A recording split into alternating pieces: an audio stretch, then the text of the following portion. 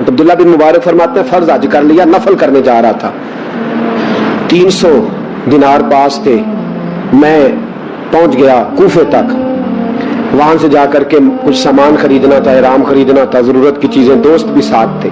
کہتے ہیں یار میرے جلدی تھک گئے, خریداری کر کے وہ چلے گئے, میں شام تک رکا, بڑا تھک گیا تو سوچا اتنی لمبی چوڑی خریداری کیا تو جھیل تھی پاس, میں نے کہا وہاں جا کے ذرا ٹھنڈی ہوا لیتا ہوں. کہتے میں اس طرف گیا, رات کا اندھیرا تھا, مری ہوئی بھینس پڑی تھی, یہ کچھ 700-800 سال پہلے کی بات عرض کر رہا ہوں. کہتے ہیں مری ہوئی بھینس پڑی تھی, ایک عورت کالے برقعے میں نقاب پوش آئی اور اس بی بی نے مری ہوئی بھینس کا خنجر سے گوشت کاٹا, تھیلے میں ڈالا اور دوڑی. کہتے ہیں میرے ذہن کے اندر خیال آیا کہ بی بی کوئی ہوٹل چلاتی ہے اور مردہ جانور کا گوشت لوگوں کو کھلاتی ہے, ویسے تو جاسوسی منع ہے, اس نیت سے کہ مسلمانوں کو بچاؤں اس کے پیچھے ہو لیا. کہتے ہیں وہ گلیاں گزرتی گزرتی کوفے کی تنگ گلی میں گئی, ایک بڑا سا دروازہ لکڑی کا, بڑا پھاٹک جو پرانے شہروں میں ہوتے, کہتے اس بڑے پھاٹک پر اس نے زور زور سے دستک دی, دونوں ہاتھوں سے دروازہ کھلا. وہ عورت اندر داخل ہوئی تو 3-4 بچیاں جھٹ سے اس کے گرد اکٹھی ہو گئی. اماں کچھ لائی ہو؟ تو رونے لگی, کہنے لگی میں کچھ نہیں لا سکی. کہنے لگی یہ مردہ جانور کا گوشت ہے, اور حضور نے فرمایا جب مرنے لگو تو مردار کھا کے بھی جان بچا لو. اب میں دیکھتی ہوں تم سے کھڑا نہیں ہوا جاتا, نہ کھاؤ گی تو گر پڑو گی, یہ مردہ ہی ہے پکا لو. کہتے ہیں اگلے لفظ اس عورت نے کہے تو میں باہر کھڑا چیخنے لگا. وہ کہنے لگی ہم سید زادیاں ہیں, صدقہ زکات کھا نہیں سکتی, اور سب روگاں دا روگ محمد, جس کا نام غریبی, کنڈ ولا کے لنگ جاندے سب دوست یار قریبی, سید ہے, صدقہ زکات یہ مردار کھا کے گزارا کرو. کہتے ہیں پھر اس عورت نے 4 بیٹیوں کو سینے سے لگایا, کہنے لگی تمہارا باپ زندہ ہوتا تو یہ دن نہ, سید بھی اور یتیم بھی اور مسکین بھی. پھر وہ روئی. حضرت عبداللہ مبارک کہتے ہیں زور زور سے دروازے پہ دستک دی, بی بی باہر آئی, کون ہے؟ تو میں نے کہا میں عبداللہ بن مبارک ہوں, محدث ہوں, زمانہ مجھے جانتا ہے, میرے شاگردوں کی لسٹ بڑی لمبی ہے. کہنے لگی اچھا تو؟ کہنے لگا یہ 300 دینار ہے, تو مہربانی کرے تو رکھ لے, چلے اپنا کام کرے ہم جانے ہمارا. کہتے میں نے زمین پہ گھٹنے ٹیک کے نا تو سید زادی کے آگے ہاتھ باندھ دیے. میں نے کہا میں نوکر ہوں, تم اولاد ہو, میں خادم ہوں, تم نسل ہو, مہربانی کرو, مہربانی میرے اوپر مہربانی, پیسے رکھ لو. کہتے میں نے وہ پیسے دیے, میں واپس لوٹا. یار کہنے لگے چل, میں نے کہا نہیں میں نے نہیں آج کرنا. کہنے لگے کوئی نیا پلاٹ لینے کا پروگرام بن گیا, کوئی نئی انویسٹمنٹ لوگ تانے دیتے ہیں نا, پر یہ کر یار دے نام دا ملے مینا, ان چولی پا لئیے پنجے سٹیے نا, یہ کر یار دے نام دی ملے سولی, جھوٹا جھوٹ لئیے پچھاٹیے نا. کہتا میں نے کہا یار جیسے تمہاری مرضی سمجھ لو, یہ میرا راز ہے میں بتاتا نہیں. فرماتے لوگ حج کرنے چلے گئے, میں وطن آ گیا. 6 ماہ کے بعد قافلے لوٹے. جاگ کے سننا ذرا بات, میرے نبی نے فرمایا تو میرے امتی کی پریشانی دور کر, اللہ کامل حج کا ثواب دے گا. فرمایا میرے حبیب علیہ السلام کی امتی حضرت عبداللہ بن مبارک فرماتے میں آیا حج کر کے, حاجی آئے تو میں بڑی حسرت کے ساتھ, میں گھر میں روتا تھا, سوچتا تھا آج وہ مینا میں ہوں گے, آج وہ مزدلفہ عرفات میں ہوں گے, آج وہ لوگ جمرات کی رمی کر رہے ہوں گے. میں توقع کے سوچتا تھا آج ادھر رسول کی حاضری دے رہے ہوں گے. کہتے میں روتا تھا. جب حاجی لوٹے 6 ماہ کے بعد تو حاضری دینے گیا, ملنے گیا, پہلا دروازہ کھولا حاجی صاحب نے. میں نے کہا مبارک ہو. کہتے ہیں میں نے مبارک دی ذرا سنیے گا. کہتے ہیں وہ حاجی مجھے ڈانٹنے لگے, کہنے لگے چھوڑ یار, اتنا بڑا آدمی ہو کے تو غلط بات کرتا ہے. میں نے کہا کیا ہوا؟ کہنے لگے تو نے ہمیں کہا کہ جانا نہیں, اور پھر ہم مینا میں آوازیں دیتے رہے, تو بات ہی نہیں سنتا تھا. ہم آوازیں دیتے رہے ان اللہ علی کل شیء قدیر, آوازیں دیتے تھے, سنتا نہیں تھا. کہتے میں حیران ہوں, میں یار میں تو کیا نہیں. کہنے لگے ہم 11 حاجی جھوٹ بولتے ہیں تو اکیلا سچ بولتا ہے, سب نے دیکھا ہے. کہتے میں پلٹ آیا. چوتھے دن پھر ایک حاجی کو ملنے گیا, مبارک دی. کہنے لگا چھوڑ کس بات کی مبارک, میدان عرفات میں تو نے بات بھی نہیں سنی, اور یہاں مبارک کہتے ہیں عرفات میں, اور میں تو. کہنے لگے چپ کر, غلط بات بھی کرتا ہے اتنا بڑا محدث ہو کے. کہتے ہیں جب آخری قافلے آئے, آخری دن تو 8-10 قافلے اکٹھے آئے, شام تک 7 قافلوں سے ملا. ہر ایک مجھے کہنے لگا بندے کے پاس گھوڑا نیا آ جائے, سواری بڑی آ جائے تو یاروں سے تو ملنا چاہیے نا, تو آواز ہی نہیں سنتا تھا.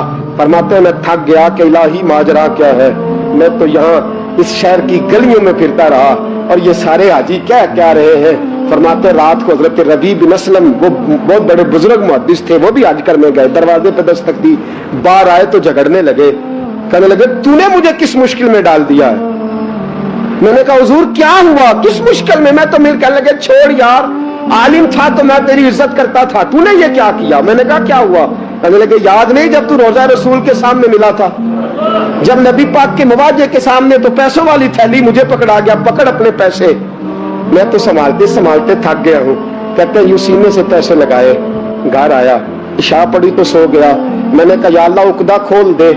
رات گہری ہوئی, میرے گھر کی دیواریں چمکنے لگی, نور پھیلنے لگا, خوشبو ہی خوشبو پورے شہر کو معطر کرنے لگی. کہتے ہیں میں نے آنکھ جھپکی تو سامنے اللہ کے رسول تشریف فرما, سامنے محبوب تشریف فرما ہے. خواب میری وچ آیا ماہی, میں اودے گل وچ پا لئیاں باواں, تے ڈر دی ماری اکھ بھی نہ کھولاں کتے پھر وچھڑ نہ جاواں. فرماتے میں محبوب پاک کی زیارت کی تو نبی پاک علیہ السلام کا دیدار کر کے پھوٹ پھوٹ کے رویا.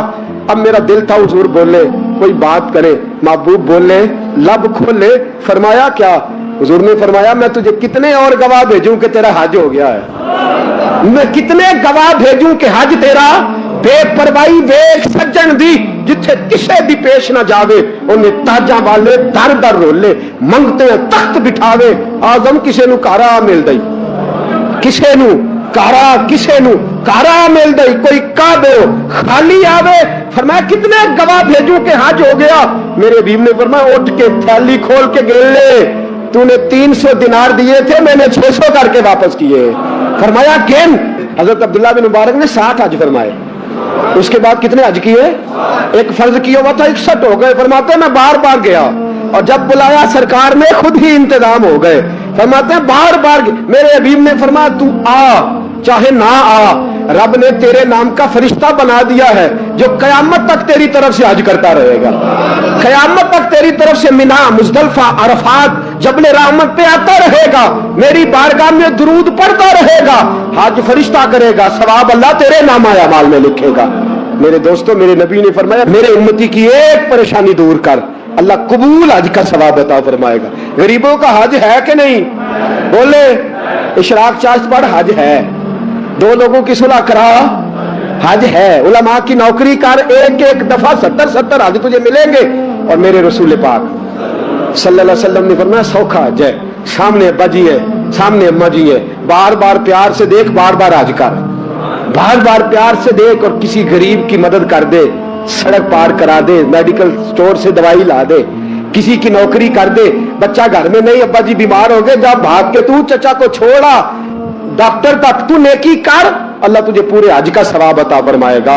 حج بڑے ہیں, کرنے کی تیاری کرو, حج کا بڑا موقع ہمیں میسر آتا ہے, بس پروگرام بناؤ. صحیح مسلم کی حدیث, کتاب کا نام کیا ہے, اور بڑی مضبوط حدیث, میرے نبی پاک صلی اللہ علیہ وسلم فرماتے ہیں کچھ لوگوں کو اللہ قیامت میں کھڑا کرے گا, اور کھڑا کر کے فرمائے گا چلو جنت میں جاؤ.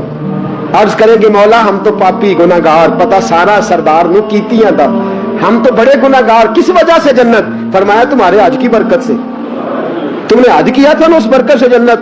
تو بندے عرض کریں گے مولا ہم تو ماڑے تھے, غریب تھے, گئے ہی نہیں, حج کیا ہی نہیں, تو تم حج کی وجہ سے معاف کر رہا ہے.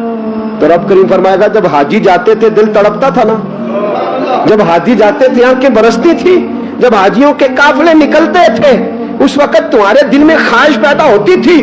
فرمایا تم تڑپا کرتے تھے, میں نے تڑپ پر ہی تمہیں حج کا ثواب دیا, اور خالی ثواب نہیں دیا, اس حج کی برکت سے آج جنت بھی عطا فرما رہا ہوں. میرے دوست پروگرام بنا, تڑپ پیدا کر, نیت پیدا کر, یہ نہ کہا کر کہ حج تو صرف امیروں کا ہے, غریب کیسے کرے, حج بڑے ہیں, کرنے کی تیاری کر. تو پروگرام بنا, میرا رب تجھے گام گام پہ, نگر نگر پہ, گلی گلی حج کا ثواب دے گا. ہمیشہ خوبصورت اور ایمان افروز کہانی میں ہم نے حضرت عبداللہ بن مبارک کی زندگی سے یہ سبق سیکھا کہ علم, تقوی اور اخلاص انسان کو اللہ کے قریب کر دیتے ہیں. ان کی زندگی ہمیں یہ پیغام دیتی ہے کہ اصل کامیابی دنیا نہیں بلکہ آخرت کی تیاری ہے۔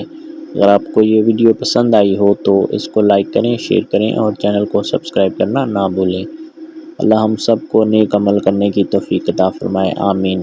دیکھتے رہیں ہماری اسلامی کہانیوں کا سلسلہ۔